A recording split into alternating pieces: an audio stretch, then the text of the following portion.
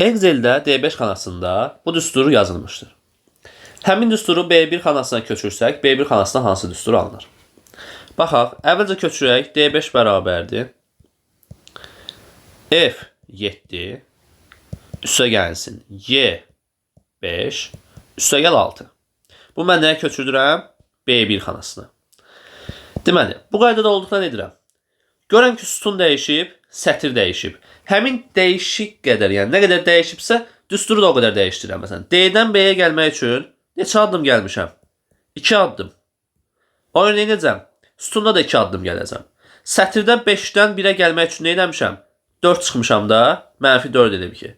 5-dən 4-ü çıxıb 1 tapmışam. Orada nə edəcəm? Sətirdən 4-ü çıxacam. Amma burada nə var bizdə? Dollar işarələri var. Bunlar nə edir? Həmin o sütunu məsələn sabitləyir. Yəni mütləq istinad yaradır. Bu da mütləq istinad yaradır. Gələm onda nə edirəm? F-də dollar işarəsi var deyə F-i saxlayıram. 7-ni dəyişirəm. 7-dən 4-ü çıxıram, 3 tapıram.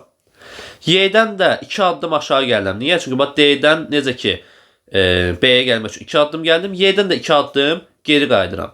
Y-dən 2 addım geri qaydanda nə olur? Y-dən D-yə gəlirik, sonra isə C-yə gəlirik. Y-ni yenə C yazıram. 5-in qarşısında dollar var deyə onu olduğu kimi saxlayıram. 6 da bizə xana deyil deyə onu da olduğu kimi saxlayıram. Bir sabit ədəd olduğu üçün. Və yekun nəticəm olaraq F3 C5 üstə gəlsin. 6-nı götürürəm. Bu da bizdə olur cavab olaraq D variantı.